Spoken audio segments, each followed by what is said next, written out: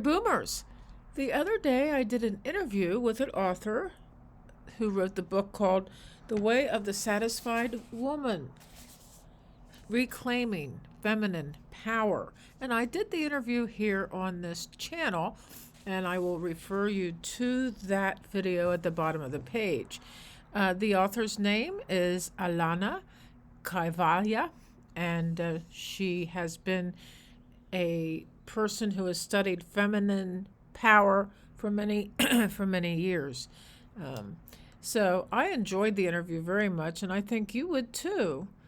So, despite the significant strides made in the women's rights movement, many of us grapple with an invisible struggle, the balance between our feminine and masculine energies in daily life.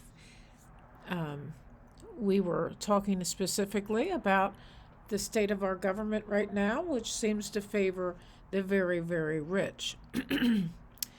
Today, we're diving into an inspiring conversation about our true empowerment as women and with our masculine also as a force to be reckoned with, not through the adaptation of masculine traits, but through the full embrace of our feminine power.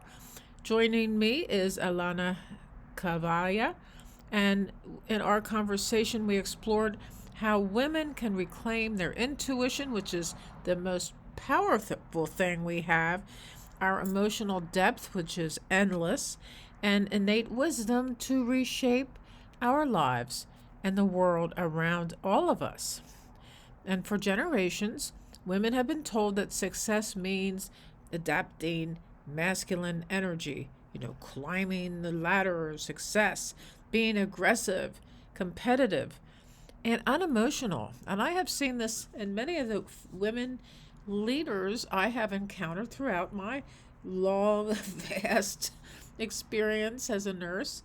But is this really the path to fulfillment? Because the women I have noted who act like men are not happy. Anna Cavalia argues that the most powerful women in history, figures like Eleanor Roosevelt, Maya Angelou, and Malala Yousafzai, did not rise to prominence by suppressing their feminine energy. Instead, they leaned into their emotional intelligence, compassion, and deep sense of justice to create lasting change. One of the most powerful takeaways from my conversation with Alana was the idea that women are natural course correctors, truth seekers, and agents of change. But in a world that values logic over intuition, we often suppress these gifts rather than embrace them. Another very interesting point is that women are energized or motivated by a sense of urgency. There are so many things in our lives that we have to get right before a certain age. The biological time clock is an example. Women who pursue a career and suddenly realize, things go by pretty fast. All of a sudden, you're 35 or 40, and you realize that if you wanted to have a family, you better get to it. That's about all you can say about that. And so the time clock is also, our lives as women go in cycles. The menstrual cycle is a good example of that. And a lot of times we have to slow down a little bit during the menstrual cycle, and then we in a 28-day period, we do things that may be of importance in the world. Our intuition is not some mystical, unreliable force. It is finely tuned ability that, when honored, guides us towards truth and clarity. When women sense when something is wrong, before it is even obvious, we connect deeply with emotions, not just our own emotions, but with all the people around us. This is our superpower. This is not a weakness. It is a strength, and indeed it is our superpower. So the more we nurture our intuition and we tune in to what inspires us versus what does not, and then we are led by that inspiration, we will succeed in a life that does not reflect a male perspective. How do we embrace this power in our daily lives? Alana and I discussed some key principles in reclaiming our feminine energy and using it as a force for good. As I said, trust your intuition, start small, pay attention to that inner voice when you're making decisions. Pay attention to the red flag that tells you not to do a certain thing, whether it's about relationships, career moves, or daily choices. Number 2, honor your emotions. Stop apologizing for your feelings. Emotions are data, not distractions. They mean what matters to you. How you interpret your own intuition is what it means, not what somebody else tells you it means. And women, when they lead with compassion, that too is a superpower. Leadership is not about dominance, it is about connection. True power is about bringing people together, not controlling them. Practice the art of being, not doing.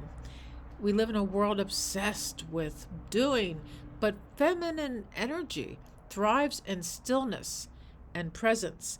Meditation, reflection, and deep listening are all radical acts, not only of self-empowerment, but of feminine power. The truth, the beauty of the feminine power.